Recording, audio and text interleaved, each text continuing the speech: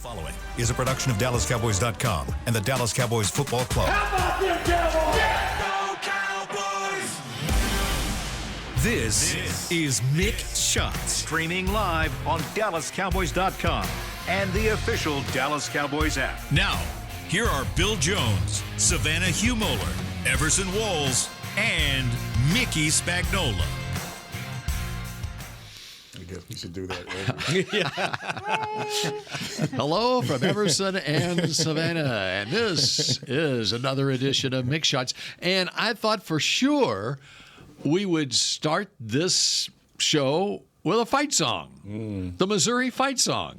Next week. Mickey, you dropped the ball after I said I'd never heard the Missouri fight song before. I thought for sure today we would start with the Chris Missouri fight song. I contemplated. No one can find that Chris thing. can find that thing. Chris is I've got good. it. He's not that good. No, I've got it. Yeah. I've got it too. Only You know what? Missouri people have it. I've got it too. Someone sent it to me last night. They listened to Very the show, good. Thank God. and they sent me the Missouri our fight fans. song. And I let love me our tell listeners. you, I still haven't ever heard the Missouri fight song before. So back when Missouri spanked A&M in Johnny Football's last season, the year before, 10 years ago. A&M won, and the producer at that time went to A&M, and he started my segment the Monday morning with the A&M fight song. So I love that fight song. I waited an entire year, right? And when Missouri beat them, I played the fight song on the radio. I got back at them. And by the way, there are more than 2 words to the Oklahoma fight song. You got something you- other than Yeah, Boomer you tried to- Sooner? You came prepared today, No, didn't you, Bill? he tried to show us that yesterday. I couldn't think of even the understand words. the words. And I couldn't think of the other words. And so someone sent me those 2. Sooner born, sooner bred, when I die, sooner dead. There you go. They're the other words. Oh, That's wow. it. That's it. That's it. It's Boomer Sooner like 10 times. All right. I was very... That's a drinking song. That's Yeah, it was in college, I'll tell you that much. I was very disappointed when I turned the corner and I looked out on the football field and I did not see football equipment on the football field. What is going on with this football team, Mickey? So do you have like 4 hours? Okay, we're going to back up the schedule They're again losing. this Right. week. They're Get 'em losing it, off Bill. their feet. They're giving up, Bill. They're giving up. I know they did that last week and the week before and the week before that, but did you see them play on Sunday? Can we not get out there earlier today? Well, did you see him play the previous week? So, since you brought that up, Yes. this occurred to me. I was telling Savannah. I wanted to see how some of the better teams in the league are doing on the road. Oh, okay. All right. We wanted some comparisons. Buffalo has lost 4 of their 6 games on the road. That's a 2-4 record. Philadelphia has lost 3 of their 4 losses on the road. Okay. San Francisco's lost 2 of their 3 losses on the road. Tampa Bay, 4 of 7. Seattle, 5 of the 7. And Miami, 3 of their 4 losses on the road. Now, the Cowboys, you don't want to be 100% on this, but they're the only one that lost 4 of 4.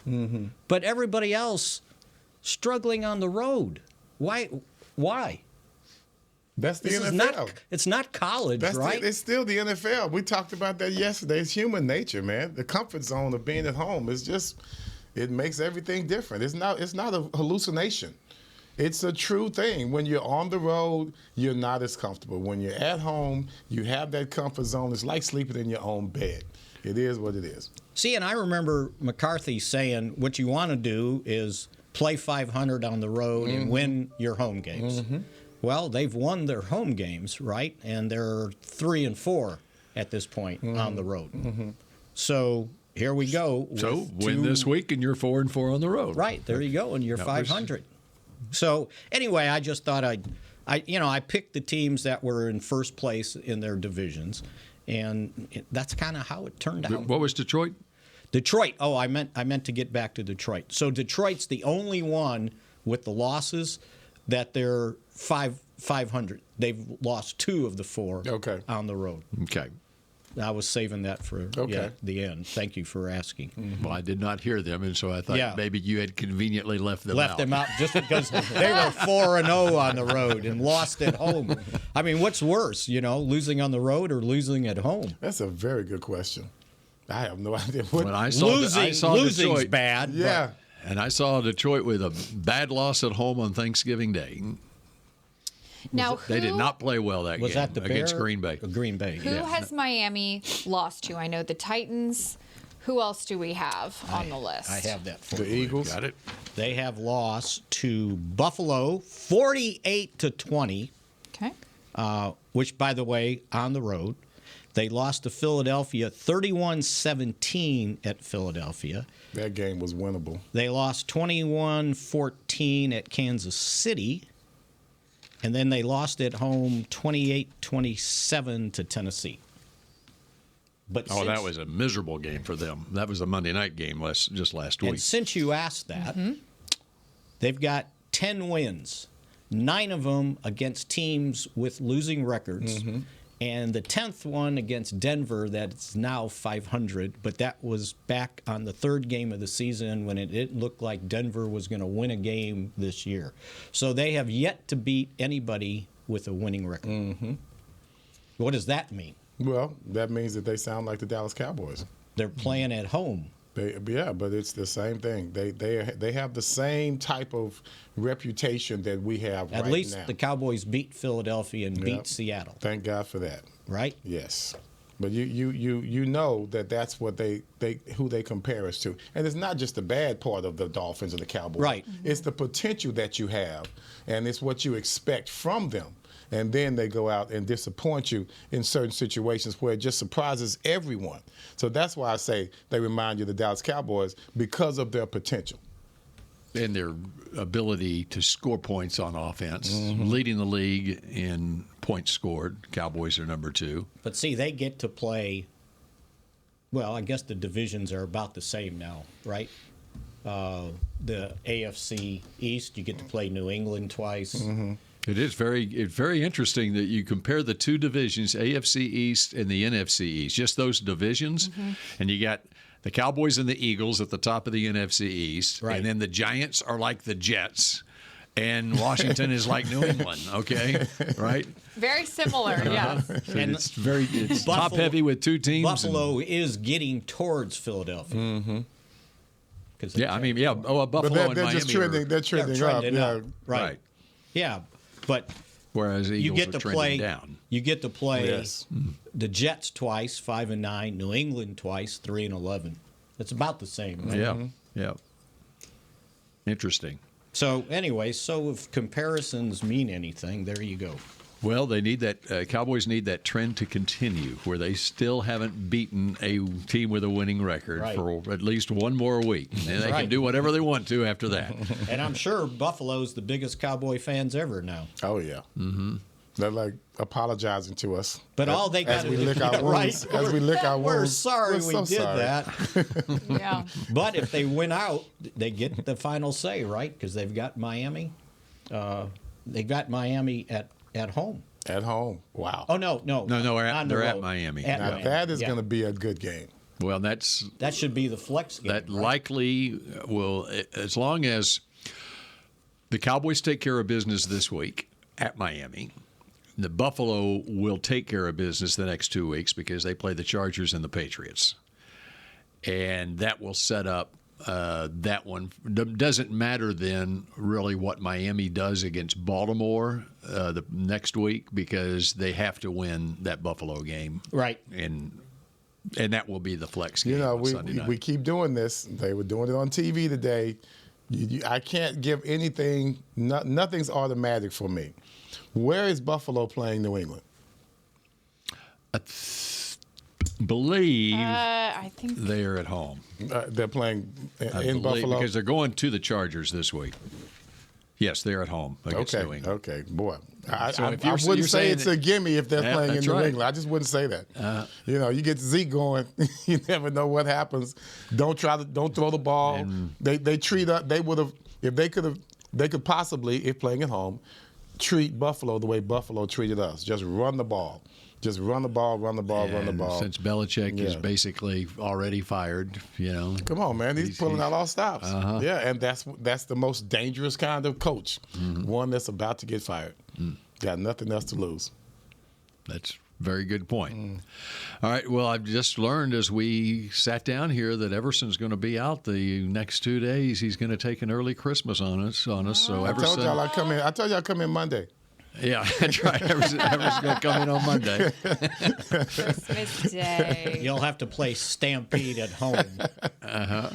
And so, Everson, we need to give you a lot of the next half hour for you to give us your opinions on what's going on here. I'm curious, Everson.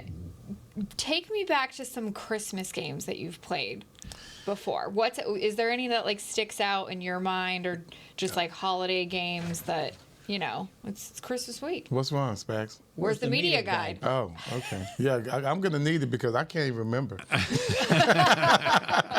I'm too old for that. Let's go back to Everson's Christmas games. I think that sounds like help a me out, Bill. fun thing to I'll do need today. some time to look it up, but See if it's in there. we will go back through time. I like that idea. That was a good one. Chris probably Well, I has just it. feel like there's some really good Christmas games this weekend. I'm looking at all the matchups here. There's some great games this weekend. Got a doubleheader on Saturday. Another Saturday doubleheader? That Saturday doubleheader on NBC this week. Nothing's going to beat Sunday. You got Monday, I mean. Sunday is Monday. great, and then Monday, Giants, Eagles, Yeah. Ravens, 49ers. Ravens 49ers. Wow. In San It's Francisco. 3 games on Monday. It starts at noon. So now, okay. So do you open presents on Christmas morning? Yes. Or, okay. Yes. Yes. Yes. Same here. I mean, Okay. for the immediate household. Right. Of course. Right. Yeah. Right. Well, some do it on Christmas Eve. Not allowed. Yeah. Not allowed. I'm the same way, but it's worked out well for Spags our has family. been saying that since he was a kid. It's this is actually- not allowed. That's right. I've got 3 daughters who are married, and I don't know if they just won and or what, but they go to the in-laws on Christmas Eve, and Yeah. so we're all together on Christmas There you go. morning. There you Anyway, the reason I asked that is there's a noon game on Christmas Day, so Raiders you got to Chiefs. get your presents opened early. It's Vegas at Kansas City at noon on Monday. Nobody cares about that game. Well, but you will. Well, the Chiefs. There's a lot of. The NBA has owned Christmas Day, right? Mm-hmm. And That's true. now the NFL is. We're going to see who owns Christmas Day this year. I have a feeling the NFL is going to own it this year. And then the Monday afternoon game at 3:30, as Savannah mentioned, the Giants play at the Eagles, and then the Baltimore-San Francisco game, 11-3 against 11-3, is Monday night, Christmas night. So I don't remember the years, but I remember covering 2 Christmas Day games, the Cowboys at Arizona. And I believe, if I remember the one, it was maybe 95. It was right at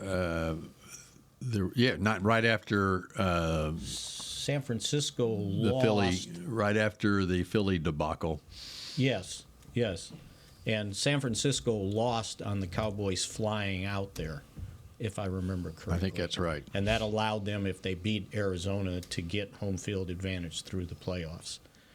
And it was when they filmed part of, I forgot the name of the movie. Joey Maguire. Thank you, Chris. Oh, Chris is over there Tom dying. Cruise movie. You gotta have great somebody movie. help you out. And I remember it was a night game. They did play on Christmas night. It was a Monday, December 25th, 1995, and that was 2 weeks after the 4th and 1 in Philadelphia.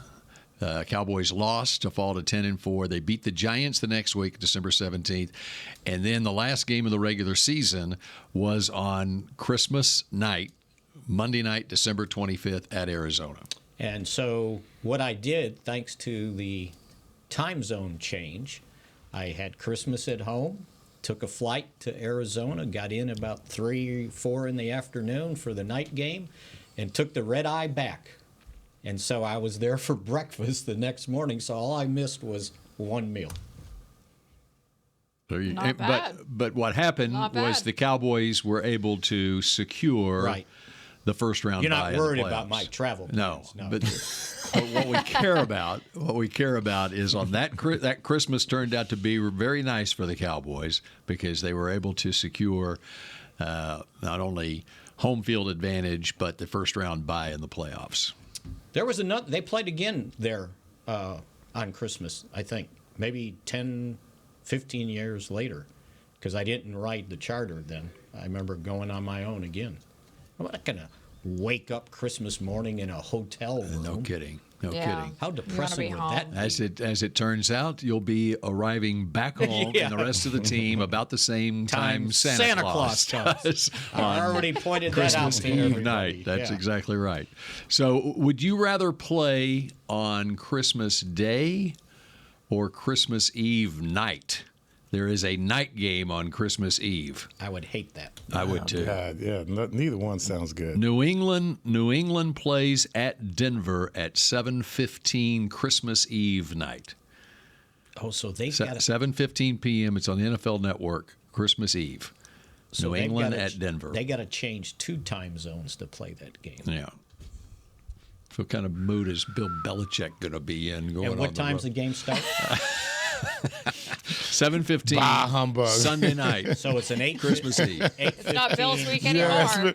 Yes, now he would be a good Scrooge. I can see that. 8:15 Eastern time. So by the time they get home, it'll be 4 or 5 in the morning. Probably. But for teams that are traveling and just if you're playing on Christmas Day, you're traveling Christmas Eve, so you're away from the family, and especially if you're playing. Well, it doesn't matter either way. You're playing Christmas night, and you're just in a hotel room. You know what Christmas morning. I've always said? Who in the heck put Christmas in the middle of the NFL season? How did that happen? That's Very pretty good. true. All right. We need priorities. We ponder that, and we continue good traveling down Everson Walls, Christmas memory lane. when I'm Mick trying to Shots find it. I'm continues in a trying to moment. find it. I'm Dak Prescott, quarterback of the Dallas Cowboys. And they snap it to Prescott, who looks right. It's not there. He escapes left. He'll run for a first down. Just like football, when it comes to crypto, it's important to have a team you can trust.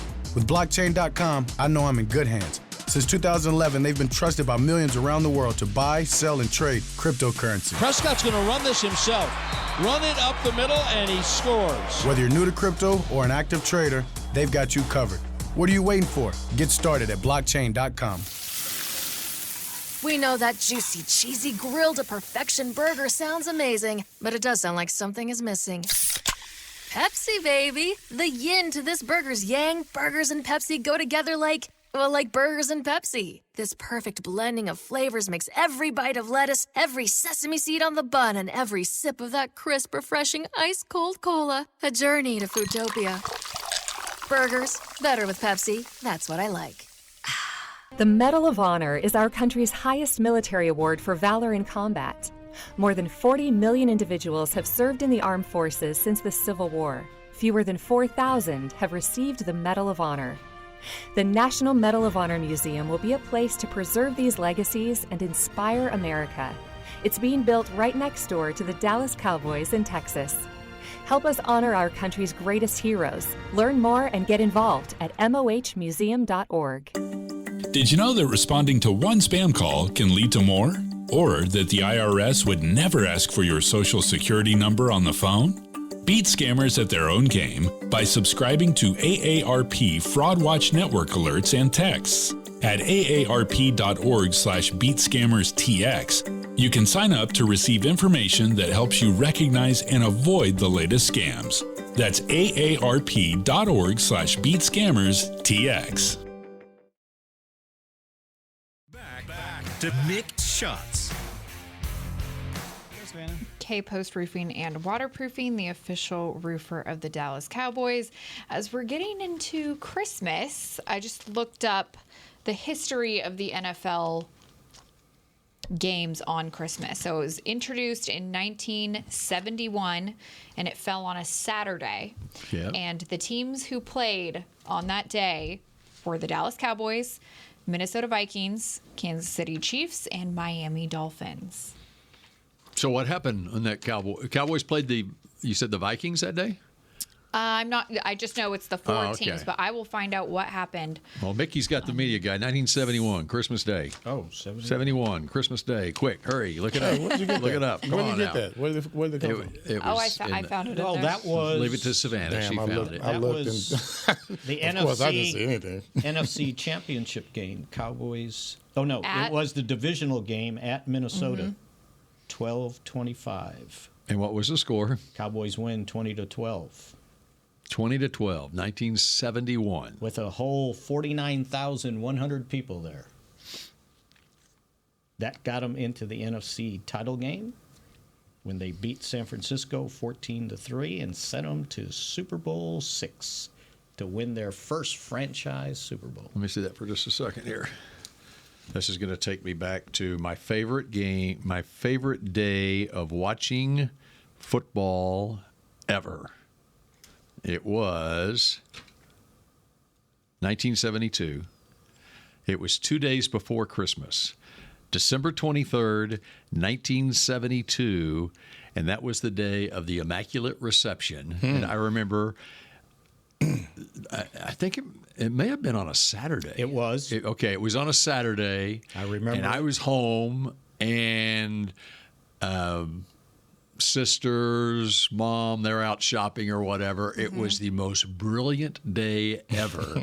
So Pittsburgh's playing the Raiders in the early game, and then you have the Immaculate Reception, Franco Harris, and then the late game is Dallas at San Francisco, and the Cowboys are trailing 28-16 with 2 minutes left in the game, and then Roger Staubach leads the comeback. Tony Fritsch with the behind-the-leg onside kick, touchdown. Larry Cole's rolling on the sideline, and the Cowboys win 30-28. To this day, it's still the greatest day in National Football League history, in my opinion. I was home from college that day. I remember watching the game. My mother was cooking, and when that happened, I yelled, "Hey, you got to come and see this!" Which one, the Immaculate Reception or the Yeah, Immaculate Reception. Yeah. I remember seeing it. Yep. So I like that. That was good. Okay, so That was when they had AstroTurf, right? That was AstroTurf in Kezar Stadium. yeah. I bet not. No, that's what it 72? looked like he was rolling around on. Really? Yeah, that looked like it was AstroTurf. I can't believe that old stadium had AstroTurf in '72. I'll look it up. You go on to something else. I was going to ask. So the question of the day, since we won't have a chance to ask it the rest of the week, how do you defend Tyreek Hill's speed to Everson Walls? I would say get him on natural turf. That's Okay. the best way to do it. So Get him on natural turf. aren't they? Don't they have grass in Miami? They do have natural grass in Miami, but yet they still seem to win easily at home. They still run by people at home on natural grass, which is unusual. But the most effective way to play against this entire offense. Because the other guys are fast too. Yeah, right? Waddle is fast as well. We saw that last week. Right. Without Tyreek Hill, he's still running by everybody, and I believe that was a home game as well. Cover 2 is the best you can do against these guys. The same way that Buffalo played us, you have to have 2 safeties high, and that can eliminate a lot of problems as far as their speed going down the field. The safety's back there waiting on him already. So if I'm going to give a nice coaching point to a defensive back, especially a cornerback, I got to get my hands on him at the line of scrimmage. You have to get your hands on him at the line of scrimmage. No one does that anymore. Belichick was the master at understanding how just a hand on a guy, just a body position on a guy, just leverage on a guy could really make the quarterback question his throws. So you have to get a hand on him, keep the leverage on him as an underneath defensive defender, and make sure those safeties are over the top. I don't care how deep they have to be. They're not involved in the run, just like Buffalo did against us, just like Carolina tried to do against us as well. It keeps the big plays down, but can you prevent the drives. Can you prevent the numeral play drives? Which means you got to stop the run with just your normal front. Just the same way that Buffalo tried to do against us. And they did. Mm-hmm. They did. So what happens if you got the safeties deep and he gets in space? If he gets in space, you better have convergence. You got to have everyone has to go to the ball, and that's some things that just needs to be emphasized during practice. It's a sense of urgency every time one of those guys gets the ball, and it's not just the wide receivers. I can't. Not sure if I have the pronunciation on the running back, even if he's playing this time. Mossard or no. A-Chain? A-Chain. Oh, the rookie. Yeah, he's extremely fast. A&M. Yes. That's another guy you're talking about getting in space. He has the most 20-plus yard runs among rookies. Look at you. Mm-hmm.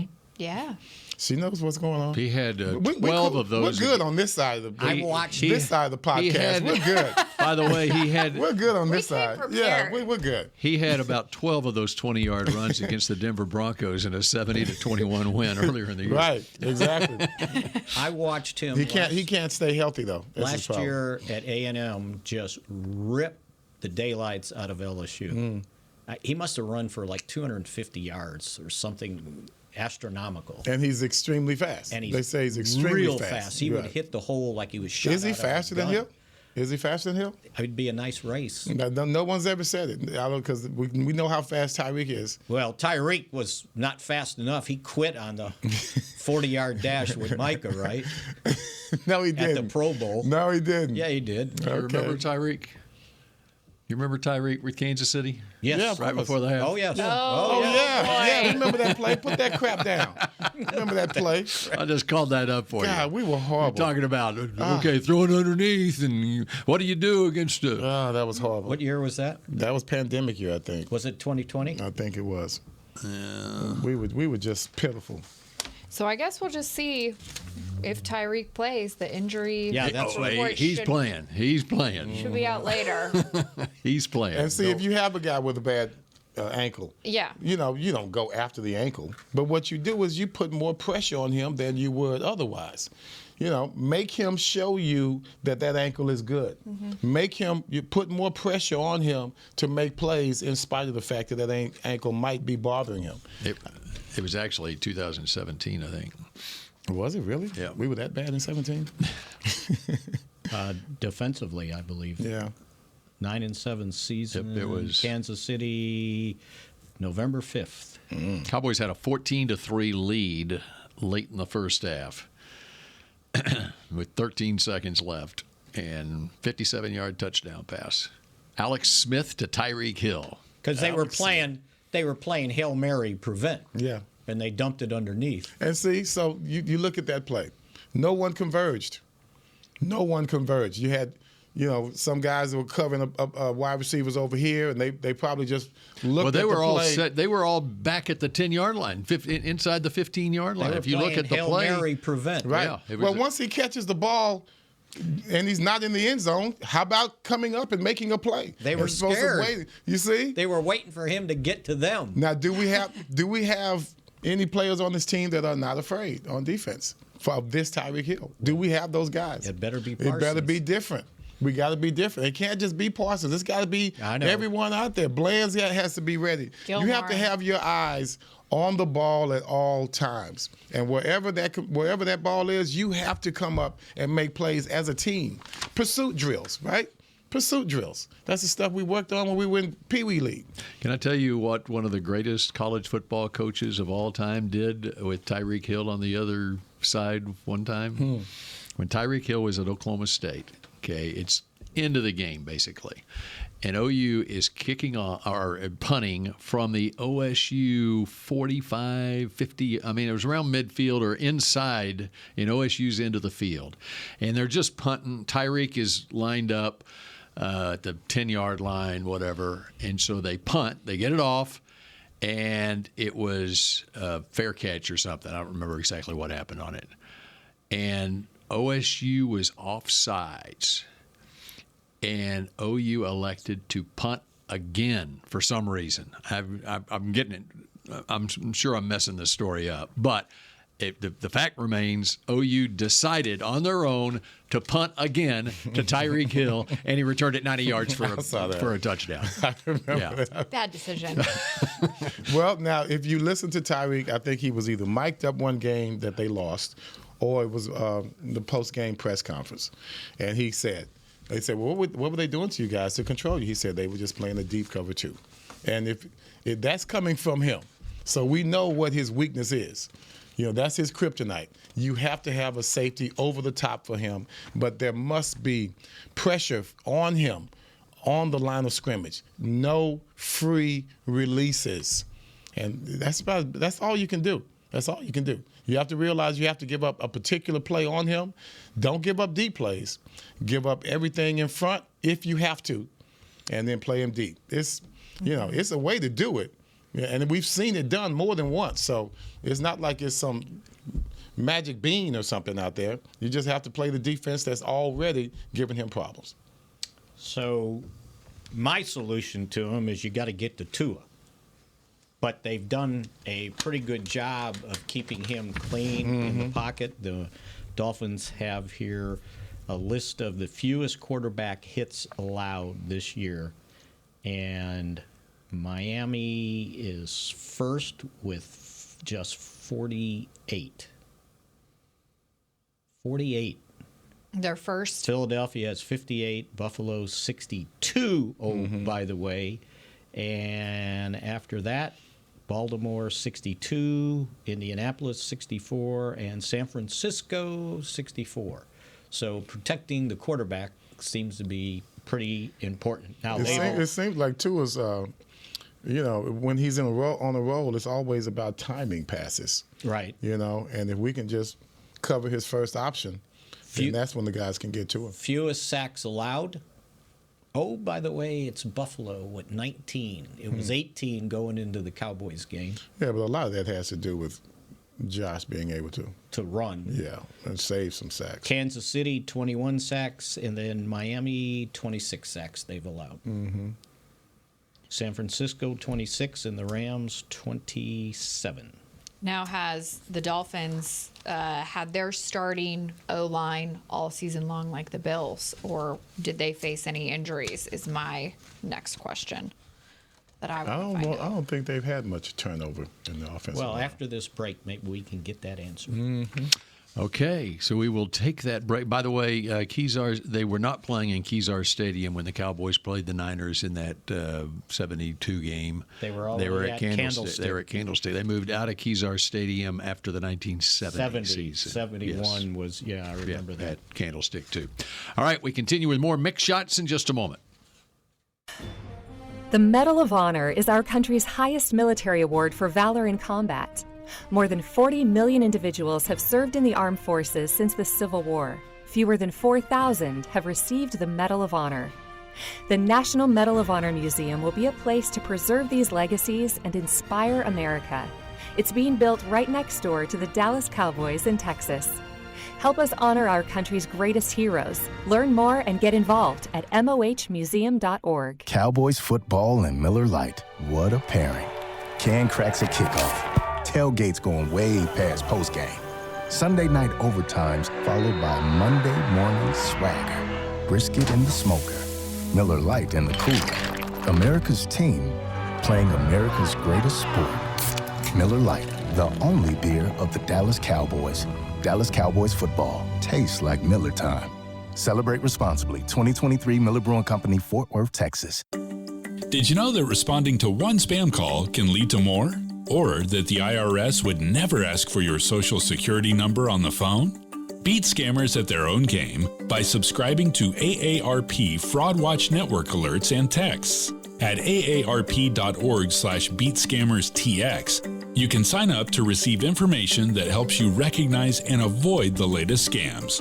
That's aarp.org/beatscammerstx. You know that sound anywhere. It's the crisp crunch of that first nacho chip. With its perfect cheese to sour cream ratio sitting atop a layer of delicious beans, it's a sip away from perfection.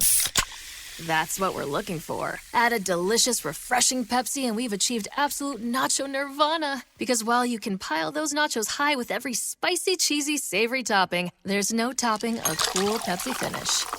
Nachos, better with Pepsi. That's what I like.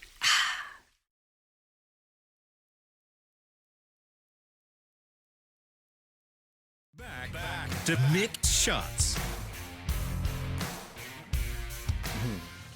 Sean Polite is your 2023 Cowboys Fan of the Year, and now he needs your help. Vote for Sean to be given the ultimate title of NFL Fan of the Year, presented by Captain Morgan, by casting your vote at NFL.com/Fan of the Year. Okay, we continue with our final 10 minutes with Everson before he leaves for Christmas break. And Everson, you are going to make your picks today, or are you going to wait? No, you're going to text until Friday. I'm going to text it. So we will have communication with him on Friday. Yes, I'm not going off the grid. Thank you. All right, and Mickey is being very studious over here as he goes through the Dolphins game release. What have you come up with? Line, So they've had problems on the offensive line. They started the season off with Lamb as the starter. First 2 games, then Armstead 2 games, Lamb. and then Lamb another 4 games, and then Armstead, Lamb, Armstead. So the starter missed 5 games. 1, 2, 3, 4, 5, 6 games, 7 games. Wynn was their starting left guard, and he has not played since they played Philadelphia. So That's Isaiah Wynn, former first-round draft pick of the Patriots in 2018. He's missed 7 games. The center, Connor Williams, by the way, who former second-round draft pick of the Cowboys, with a torn ACL, had missed 5 games, or has missed 5 games.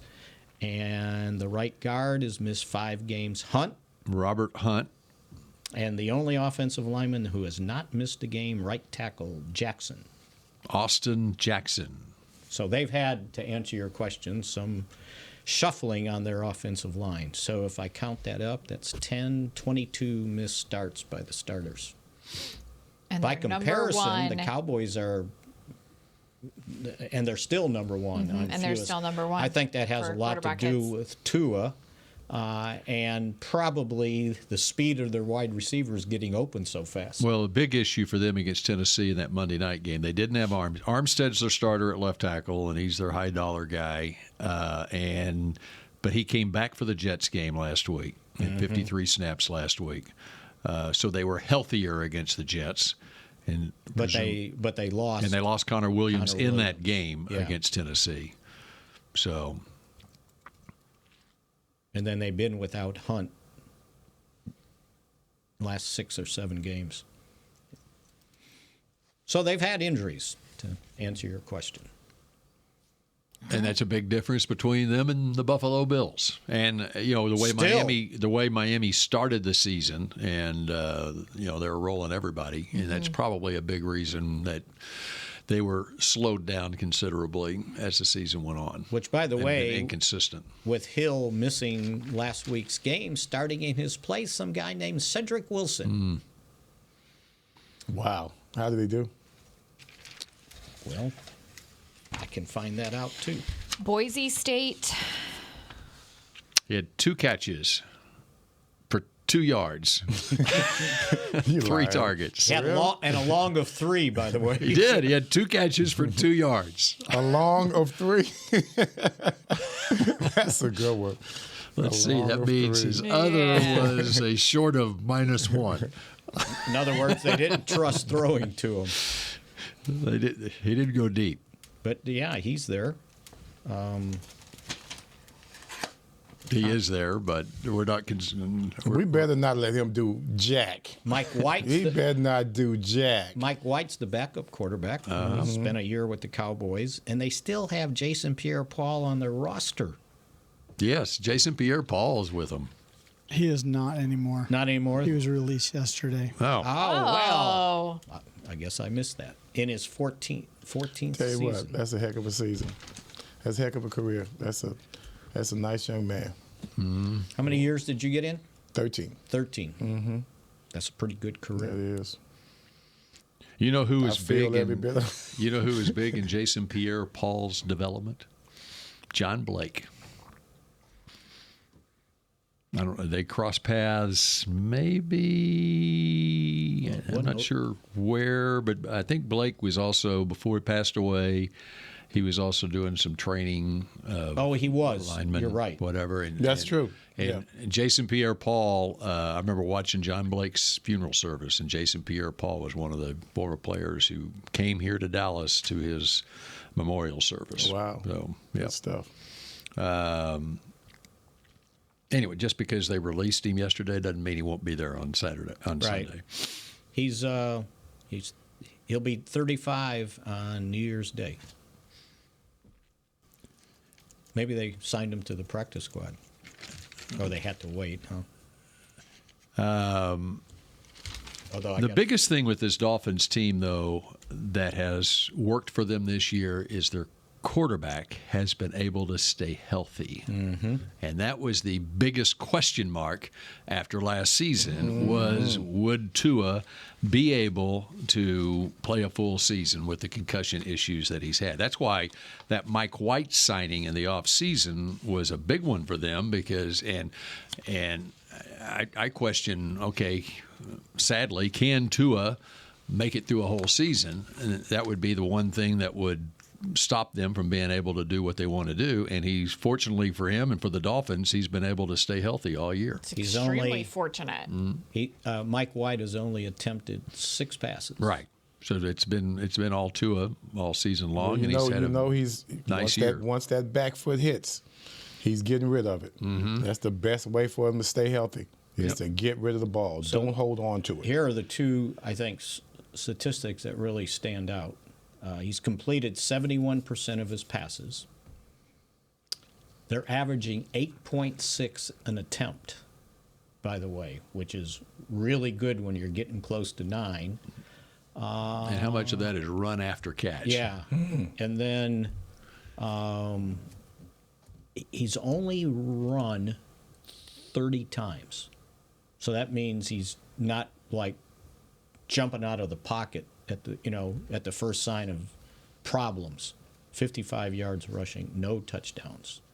But he's thrown for 25 and 10 interceptions. So his quarterback rating is 106, which, by the way, is right above Dak, who dropped to 104 after this last game. Mm-hmm. So he's got the second highest quarterback rating in the NFL right now, which is probably a significant improvement over last year.